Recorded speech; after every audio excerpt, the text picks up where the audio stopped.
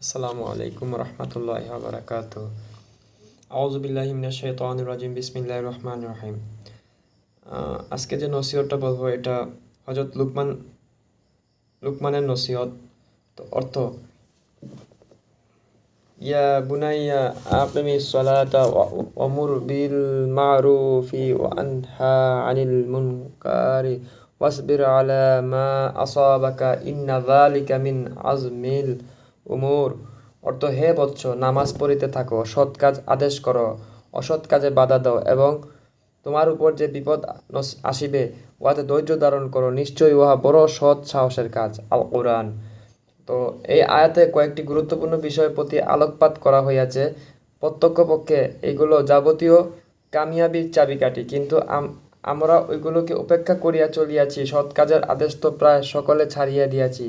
ইমানের পর সর্বাধিক গুরুত্বপূর্ণ ইবাদত হইল নামাজ। এই নামাজের প্রতি আমাদের চরম অবহেলা। যারা বেনামাজি তাদের কথা বাদ দিয়া স্বয়ং নামাজিদের অবস্থা এই যে নামাজের প্রতি তাহাদের সঠিক মনোযোগ নাই।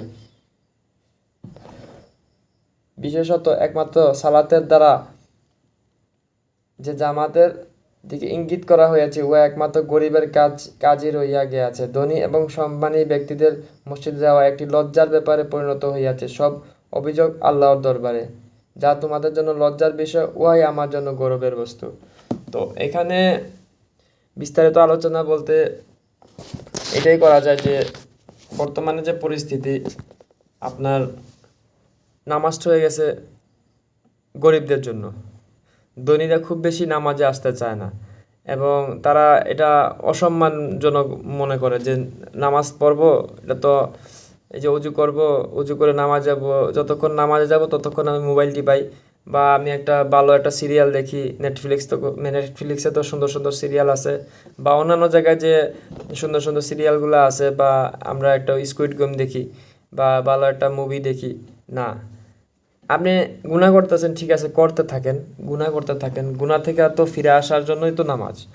আল্লাহ বলছে প্রত্যেকটা গুনার কাছ থেকে ফিরে আসার জন্যই নামাজ। তুমি নামাজ পড়তে থাকো, সমস্যা নাই, গুনাহ করো, কিন্তু একসময় যখন তুমি ঠিকমতো নামাজ পড়বা বা আনুগত্য করবা, আল্লাহর আনুগত্য, তখন তুমি আল্লাহকে পাইবা। তো প্রকৃতপক্ষে সফল কারা? যারা ঠিকমতো নামাজ পড়ে, যারা ঠিকমতো আল্লাহর তরফ থেকে ফিরে আসে, আল্লাহর যারা গুনাহ করতেছে গুনাহ থেকে ফিরে এসে আল্লাহর পথে যারা আল্লাহর সান্নিধ্য যারা পাইতে যায়, তারা ঠিকমতো নামাজ পড়ে। ঠিক আছে? তো গুনাহ করতেছেন, সবাই গুনাহগার, আমিও এক বড় গুনাহগার। তো বলবো যে গুনাহ থেকে বাঁচতে হইলে আপনি নামাজ পড়ুন। গুনাহ থেকে বাঁচতে হইলে আপনি নামাজ পড়ুন। শয়তানে আপনার মনে মনে কুমন্ত্রণা দেয়, যে এইটাই দেয় কুমন্ত্রণা, যে খবরদার নামাজ পড়ো না, তুমি তো একটু আগে একটা গুনাহ করলা, কিভাবে তুমি এবার নামাজ পড়তে পারো, তুমি তো দুমুখ মানুষ। না না, আপনি শয়তানের বলেন তুই সর, আমি নামাজ পড়ো, তুই দেখি কত। আপনি শয়তানের সাথে যুদ্ধ ঘোষণা করেন। শয়তানের সাথে আপনি আপনার মনে মনে কথা বলেন। যদি শয়তানের কোনো কুমন্ত্রণা দেয়, সাথে সাথে আপনি বলেন তুই যেটা বলবি আমি তার বিপরীত বলবো। তো অনেক সময় শয়তানে আপনার অভাবগ্রস্ত দেখাবে।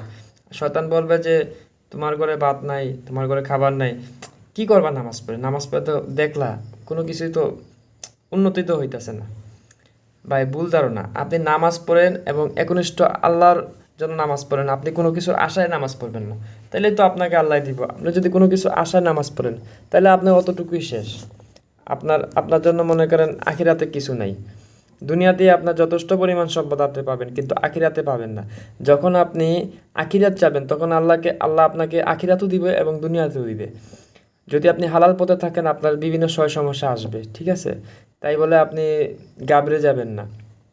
আপনি নামাজ পড়বেন, নামাজের মাধ্যমেই আপনি আপনার সব কিছু চেয়ে নেবেন, কিন্তু আপনি কখনো সম্পদ চাবেন আল্লাহর কাছে। কারণ আল্লাহ সম্পদ দিয়ে মানুষকে পরীক্ষা করেন। হয়তো আপনার এমন সম্পদ হবে যে সম্পদের ভার আপনি নিতে পারবেন না। তো তাই বলে আপনি কখনো এটা বলবেন, আল্লাহ, আপনি দোয়ার মাধ্যমে এটা বলবেন যে আল্লাহ, আপনি আমাকে এত বেশি সম্পদ দিয়েন না যাতে আমার ভিতরে অহংকার চলে আসে। আবার এটাও বলবেন যে আল্লাহ, আপনি এত কম সম্পদ দিয়ে না যাতে আপনার প্রতি আমার অসন্তুষ্ট থাকে। আপনি আল্লাহর কাছে আপনার সীমিত বা পরিমিত সম্পদ চাইবেন, তাইলে আপনি যথেষ্ট পরিমাণ, আল্লাহর পরিমিত বলতে যে আপনি একবার গরিব থাকবেন তা নয়, কিন্তু আপনার চাইতে হবে আখিরাতের জন্য। আপনি আখিরাতে চাইলে আপনি দুনিয়াতে পাবেন, আখিরাতে পাবেন। এবং বর্তমানে যে অবস্থা, আপনি দুনিয়াতে অবস্থা তো খুব খারাপ। দুনিয়াতে এই যে দর্শন, খুন, রাহাজানি সব কিছু বেড়ে গেছে। আপনারা সবাই দেখতে পারতেছেন যে ফিলিস্তিনের বাচ্চাদের মারা হচ্ছে, কাশ্মীরে ইন্ডিয়া কাশ্মীরদের মুসলমানদের মারা হচ্ছে। একমাত্র এগুলা এগুলা কিছুই করতে পারতো না যদি আমরা ঐক্যবদ্ধ থাকতাম। আমরা যদি সবাই ঠিকমতো নামাজে যাইতাম, সবাই আমরা একজনে একজনের সাথে কথা বলতাম। আমরা তো এখন একজন আরেকজনে দেখলে কথাই বলি না।